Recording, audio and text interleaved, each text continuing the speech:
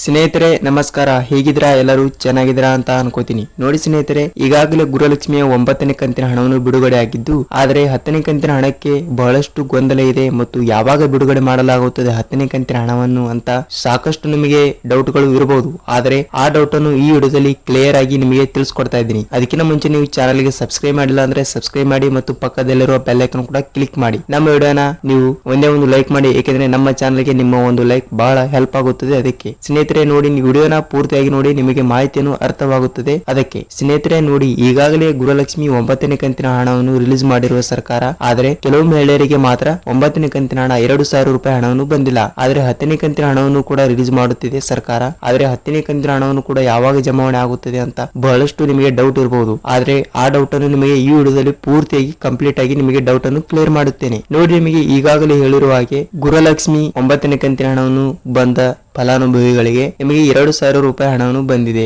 ಆದ್ರೆ ಕೆಲವು ಮಹಿಳೆಯರಿಗೆ ಮಾತ್ರ ಗೃಹಲಕ್ಷ್ಮಿ 2,000 ರೂಪಾಯಿ ಹಣವನ್ನು ಬಂದಿಲ್ಲ. ಅವರಿಗೆ ಯಾವಾಗ ಬರುತ್ತದೆ ಅಂತ ಹೇಳುವುದಾದರೆ ನೋಡಿ, ನಿಮಗೆ ಆದರೂ ಜಮಾವಣೆ ಆದರೂ ಈಗಲೇ ಆಗಬಹುದು, ಇಲ್ಲ ನಾಳೆ ಆಗಬಹುದು, ಮತ್ತು ನಾಳೆ ಮಧ್ಯಾಹ್ನ ಆಗಬಹುದು, ನಾಡಿದ್ದು ಆಗಬಹುದು, ಮತ್ತು ನಿಮಗೆ 2 ದಿನಗಳ ನಂತರ ಆಗಬಹುದು, ಮತ್ತು ನಿಮಗೆ ಒಂದು ವಾರದ ನಂತರ ಆಗಬಹುದು. ಹೀಗೆ ಟೆಕ್ನಿಕಲ್ ಇಶ್ಯೂ ಮತ್ತು ಸರ್ವರ್ ಸಮಸ್ಯೆ ಇರುವುದರಿಂದ ನಿಮ್ಮ ಖಾತೆಗೆ ಬರಲು 1-2 ದಿನ ಲೇಟ್ ಆಗುತ್ತದೆ. ನಿಮಗೆ 8ನೇ ಕಂತಿನ ಹಣವನ್ನು ಬಂದಿದ್ದರೆ ನಿಮ್ಮ ಖಾತೆಗೆ 9ನೇ ಕಂತಿನ ಹಣ 2,000 ರೂಪಾಯಿ ಹಣ ಕಂಪ್ಲೀಟ್ ಆಗಿ ನಿಮ್ಮ ಖಾತೆಗೆ ಬಂದು ತಲುಪುತ್ತದೆ. ನೀವು ಯಾವುದೇ ರೀತಿಯ ಟೆನ್ಷನ್ ತೆಗೆದುಕೊಳ್ಳುವ ಅವಶ್ಯಕತೆ ಇಲ್ಲ. ನಾನು ಹೇಳ್ತಾ ಇರೋದು 9ನೇ ಕಂತಿನ ಹಣ ಯಾರಿಗೆ ಬಂದಿಲ್ಲ ಅವರಿಗೆ ಇಷ್ಟೇ. ನೋಡಿ, ನಿಮಗೆ ಇನ್ನೊಂದು ಸಾರಿ ಹೇಳ್ತೀನಿ ನೋಡಿ, ನಿಮಗೆ 8ನೇ ಕಂತಿನ ಹಣ ಬಂದಿದ್ದರೆ ನೀವು ಯಾವುದೇ ರೀತಿಯ ಸಮಸ್ಯೆಯನ್ನು ಎದುರಿಸುವಂತಿಲ್ಲ. ನಿಮಗೆ ಕಂಪ್ಲೀಟ್ ಆಗಿ 9ನೇ ಕಂತಿನ ಹಣ ಬಂದೇ ಬರುತ್ತದೆ. ಮತ್ತು ಸರ್, ನಮ್ಮ ಮನೆ ಪಕ್ಕದವರಿಗೆ ಬಂದಿದೆ, ನಮಗೆ ಬಂದಿಲ್ಲ ಸರ್, ಏನ್ ಮಾಡೋದು ಅಂತ ಒಬ್ಬರು ಕೇಳ್ತಾ ಇರ್ತೀರಿ. ನೋಡಿ, ಅವರಿಗೂ ಸರ್ವರ್ ಸಮಸ್ಯೆ ಇರುತ್ತದೆ ಮತ್ತು ಟೆಕ್ನಿಕಲ್ ಇಶ್ಯೂ. ಸರ್ಕಾರದ ಕರ್ನಾಟಕದಲ್ಲಿ ಬರುವಂತ 1,80,00,000 ಮಹಿಳೆಯರು ಗೃಹಲಕ್ಷ್ಮಿಯಲ್ಲಿದ್ದಾರೆ. ಅವರಿಗೂ ಕೂಡ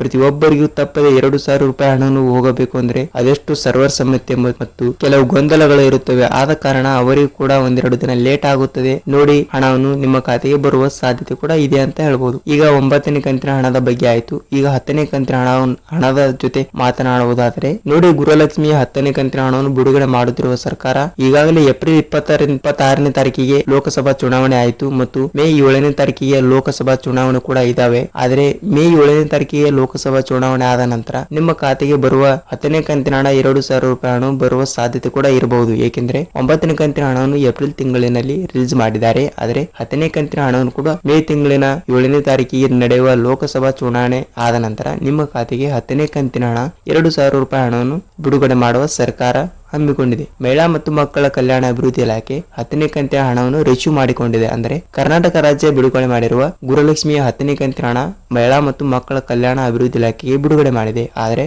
ಈಗ ಆ ದುಡ್ಡು ಅಂದ್ರೆ ಗೃಹಲಕ್ಷ್ಮಿಯ 10ನೇ ಕಂತಿನ ಹಣದ ದುಡ್ಡು ಮಹಿಳಾ ಮತ್ತು ಮಕ್ಕಳ ಕಲ್ಯಾಣ ಅಭಿವೃದ್ಧಿ ಇಲಾಖೆಯ ಹತ್ತಿರ ಇದಾವೆ. ಆದ್ರೆ ಮಹಿಳಾ ಮತ್ತು ಮಕ್ಕಳ ಕಲ್ಯಾಣ ಅಭಿವೃದ್ಧಿ ಇಲಾಖೆಯವರು ಗೃಹಲಕ್ಷ್ಮಿ ಮಹಿಳೆಯರಿಗೆ ಮಾತ್ರ ಇನ್ನೂ ಬಿಡುಗಡೆ ಮಾಡಿಲ್ಲ.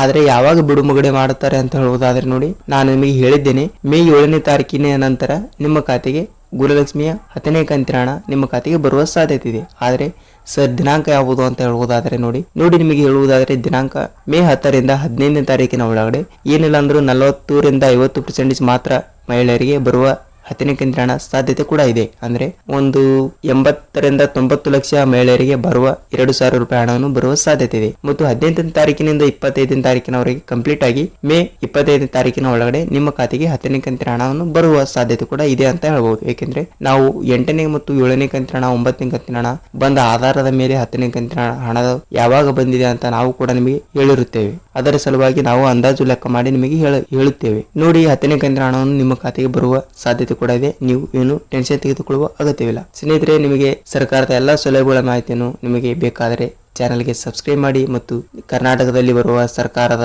ಗೃಹಲಕ್ಷ್ಮಿ ಆಗಲಿ, ಅನ್ನಭಾಗ್ಯ ಆಗಲಿ, ರೇಷನ್ ಕಾರ್ಡ್ ಆಗಲಿ, ಆಧಾರ್ ಕಾರ್ಡ್ ಬರುವಂತಹ ಪ್ರತಿಯೊಂದು ಅಪ್ಡೇಟ್ಗಳು ನಮ್ಮ ಚಾನಲ್ನಲ್ಲಿ ನಿಮಗೆ ಸಿಗ್ತಾ ಹೋಗುತ್ತವೆ. ದಿನನಿತ್ಯ ನೀವು ವಿಡಿಯೋನ ಪೂರ್ತಿಯಾಗಿ ನೋಡಿ. ನಮ್ಮ ಚಾನಲ್ಗೆ ಹೊಸಬರಾಗಿದ್ದರೆ ಚಾನಲ್ಗೆ ಸಬ್ಸ್ಕ್ರೈಬ್ ಮಾಡಿ ಮತ್ತು ಪಕ್ಕದಲ್ಲಿರುವ ಬೆಲ್ ಐಕಾನ್ ಕ್ಲಿಕ್ ಮಾಡಿ. ಒಂದೊಂದು ಲೈಕ್ ಮಾಡಿ, ಏಕೆಂದರೆ ನಿಮ್ಮ ಲೈಕ್ ನಮ್ಮ ಚಾನಲ್ಗೆ ಮತ್ತು ನಮ್ಮ ವಿಡಿಯೋಗೆ ಬಹಳಷ್ಟು ಹೆಲ್ಪ್ ಆಗುತ್ತದೆ. ಮತ್ತೆ ನಿಮಗೆ ಮತ್ತೊಂದು ಟಾಪಿಕ್ ಜೊತೆಗೆ ಸಿಗೋಣ ಸ್ನೇಹಿತರೆ. ನಮಸ್ಕಾರ.